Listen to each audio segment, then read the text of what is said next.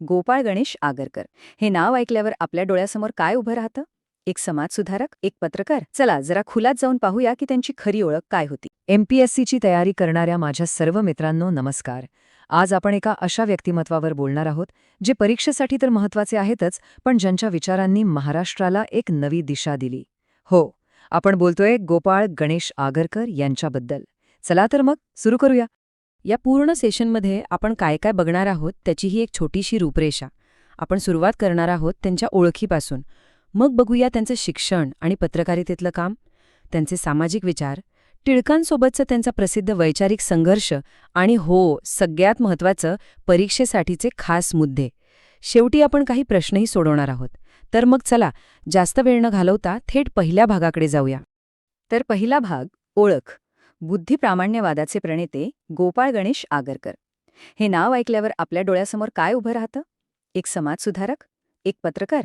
चला जरा खुलात जाऊन पाहूया की त्यांची खरी ओळख काय होती. गोपाळ गणेश आगरकर, जन्म 14 जुलै 1856. साताऱ्याजवळचं एक छोटंसं गाव, टेंभू. कुटुंब प्रचंड गरीब. वडील गणेश आणि आई सरस्वतीबाई. परिस्थिती इतकी बिकट होती की शिक्षणा घेण्यासाठी त्यांना नातेवाईकांकडे राहावं लागलं.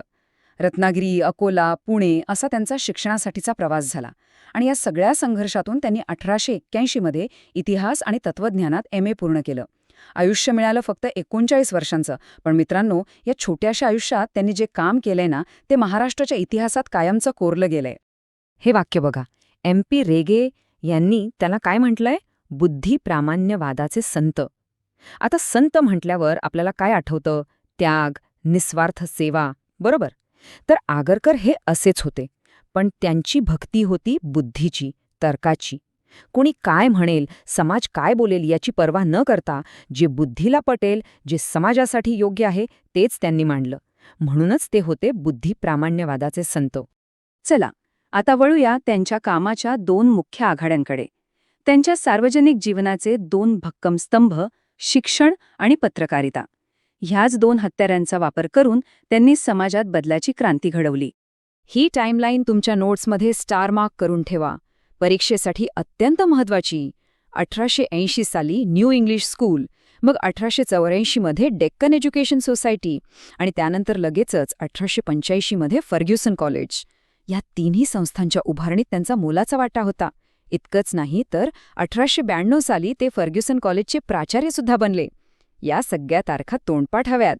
पत्रकारितेची सुरुवात तर त्यांनी टिळकांसोबत केली, केसरी वृत्तपत्रातून. 1881 ते 1887 तब्बल 6 वर्ष ते केसरीचे संपादक होते. पण विचारांची लढाई सुरू झाली आणि मग मतभेद इतके वाढले की त्यांनी केसरी सोडण्याचा निर्णय घेतला आणि 15 ऑक्टोबर 1888 रोजी सुरू झालं त्यांचं स्वतःचं वृत्तपत्र, सुधारक. हा प्रवास त्यांच्या वैचारिक स्वातंत्र्याचा प्रवास होता. आणि सुधारकचं ब्रीदवाक्य बघा किती जबरदस्त आहे. इष्ट असेल ते बोलणार व साध्य असेल ते करणार. म्हणजे काय? जे समाजासाठी चांगलं आहे ते बोलण्याची हिंमत ठेवायची आणि जे प्रत्यक्षात आणणं शक्य आहे ते करून दाखवायचं. हे फक्त एक वाक्य नाहीये, तर त्यांच्या संपूर्ण आयुष्याचं तत्वज्ञान आहे. आता आपण त्यांच्या कामाच्या त्या भागाकडे येतो जो त्यांच्या विचारांचा खरा गाभा होता. तो म्हणजे त्यांचे सामाजिक क्रांतीचे विचार. त्यांनी समाजाला बाहेरून नाही तर आतून बदलण्याचा ध्यास घेतला होता.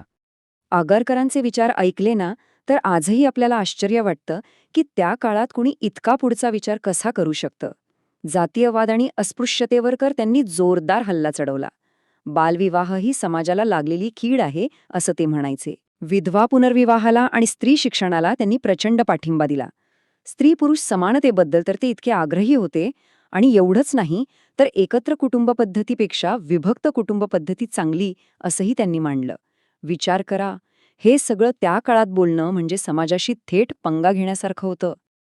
आणि या सगळ्या विचारांच्या मुळाशी काय होतं? तर एकच शब्द, बुद्धिप्रामाण्यवाद म्हणजे रॅशनॅलिझम. याचा सरळ सोपा अर्थ म्हणजे कोणतीही गोष्ट, कोणतीही परंपरा फक्त जुनी आहे म्हणून स्वीकारायची नाही. तिला तर्काच्या, विज्ञानाच्या कसोटीवर तपासायचं. पटलं तरच स्वीकारायचं. अंधश्रद्धा, मूर्तीपूजा यांवर त्यांनी कठोर टीका केली आणि म्हणूनच त्यांना महाराष्ट्रातील बुद्धिप्रामाण्यवादाचे जनक असं म्हटलं जातं.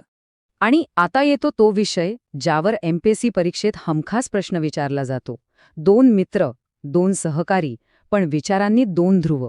आगरकर विरुद्ध टिळक. हा एक वैचारिक संघर्ष होता. प्रश्न एकच होता, आधी काय? आधी सामाजिक सुधारणा की आधी राजकीय स्वातंत्र्य? हा तक्ता बघा, सगळं चित्र स्पष्ट होईल. आगरकरांचा मुद्दा काय होता की आधी आपला समाज सुधारा, समाजातली जातीपातीची, विषमतेची घाण साफ करा. एक सुदृढ समाजच स्वातंत्र्याला योग्य प्रकारे सांभाळू शकतो. स्वातंत्र्य आपोआप मिळेल. याउलट टिळकांचं म्हणणं होतं की आधी इंग्रजांना घालवूया, राजकीय स्वातंत्र्य मिळवूया, मग आपल्या घरातल्या सुधारणा काय ते आपण नंतर बघू. हाच तो मूलभूत फरक होता. लक्षात ठेवा, आगरकर आधी समाज, टिळक आधी स्वराज्य. चला आता थोडं फास्ट ट्रॅकवर येऊया. परीक्षेसाठी जे मुद्दे थेट विचारले जातात त्यांचे क्विक रिव्हिजन करू. ही आहे तुमची हाय यील्ड रिव्हिजन शीट. पूर्ण लक्ष इथे द्या. हे 5 मुद्दे म्हणजे समजा 5 मार्क, हे विसरायचेच नाहीत. 1. वृत्तपत्र कोणतं? सुधारक. 2. संस्था कोणती? Deccan education society. 3. कॉलेज कोणतं? Fergusson college. 4. विचारधारा कोणती? बुद्धिप्रामाण्यवाद किंवा समाजसुधारणा. आणि 5. ते कोणत्या वृत्तपत्राचे माजी संपादक होते? केसरी. हे 5 मुद्दे तोंडपाठ हवेत. ओके, तर आतापर्यंत आपण बरीच माहिती घेतली. आता वेळ आहे ती तपासून पाहण्याची. बघूया तुम्हाला किती आठवतंय. चला, तुमच्या ज्ञानाची एक छोटीशी टेस्ट घेऊया. आगरकरांचं सगळं काम लक्षात ठेवायला एक सोपी ट्रिक सांगतो. फक्त 5 अक्षरं लक्षात ठेवा. AEJSR. ए म्हणजे अर्थातच आगरकर, ई म्हणजे एज्युकेशन, त्यांचं शैक्षणिक कार्य, जे म्हणजे जर्नलिझम, त्यांची पत्रकारिता, एस म्हणजे सोशल रिफॉर्म, सामाजिक सुधारणा, आणि आर म्हणजे रॅशनलिझम, बुद्धिप्रामाण्यवाद. AEJSR. सोपं आहे की नाही? चला, पहिला प्रश्न. हा MPSCच्या जुन्या पेपरमधला आहे, म्हणजे PYQ. डोंगरीच्या तुरुंगातील आमचे 101 दिवस. हे प्रसिद्ध पुस्तक कोणी लिहिलं? सोपा आहे प्रश्न, थोडा विचार करा. आणि याचं बरोबर उत्तर आहे गोपाळ गणेश आगरकर. कोल्हापूरच्या बर्वे प्रकरणात टिळक आणि आगरकर दोघांनाही तुरुंगात जावं लागलं होतं. त्यावेळचे अनुभव त्यांनी या पुस्तकात लिहिले आहेत. ओके, पुढचा प्रश्न. डेक्कन एज्युकेशन सोसायटीची स्थापना कोणत्या वर्षी झाली? पर्याय तुमच्या समोर आहेत. A. 1880, B. 1884, C. 1885 की D. 1892? आठवा जरा, आपण टाईमलाईन बघितली होती. अगदी बरोबर. योग्य उत्तर आहे B. 1884. 1880 मध्ये न्यू इंग्लिश स्कूल, 1884 मध्ये डेक्कन एज्युकेशन सोसायटी आणि 1885 मध्ये फर्ग्युसन कॉलेज. या तारखा चुकवायच्या नाहीत. आता एक प्रश्न खास तुमच्यासाठी, ज्याचं उत्तर तुम्हाला खाली कमेंट्समध्ये द्यायचंय. आगरकरांनी शेक्सपियरच्या प्रसिद्ध नाटक हॅमलेटचा मराठीत अनुवाद केला होता. त्या अनुवादित पुस्तकाचं नाव काय आहे? मला खात्री आहे अनेकांना याचं उत्तर माहीत असेल. तर मग पटापट कमेंट्समध्ये लिहा. आणि शेवटी आपण गोपाळकृष्ण गोखले यांच्या या एका वाक्याने शेवट करूया. आगरकरांच्या मृत्यूनंतर ते म्हणाले होते, त्यांचा मृत्यू ही एक राष्ट्रीय आपत्ती होती. विचार करा, फक्त 39 वर्षांच्या एका विचारवंताचा मृत्यू देशाला राष्ट्रीय आपत्ती वाटतो. यावरूनच त्यांच्या कामाची महानता आपल्याला समजते. तर मित्रांनो, हे होते थोर समाजसुधारक, बुद्धिप्रामाण्यवादी विचारवंत गोपाळ गणेश आगरकर. मला आशा आहे की या सेशनमधनं तुम्हाला परीक्षेसाठी नक्कीच मदत झाली असेल. जर तुम्हाला हा प्रयत्न आवडला असेल तर चॅनलला सबस्क्राईब करायला विसरू नका. लाईक करा, कमेंट करून तुमचं मत नक्की कळवा. आणि हो, तुमच्यासारख्याच तयारी करणाऱ्या इतर मित्रांसोबत हा व्हिडिओ शेअर करा. भेटूया पुढच्या महत्त्वाच्या टॉपिकसह. तोपर्यंत अभ्यास करत रहा.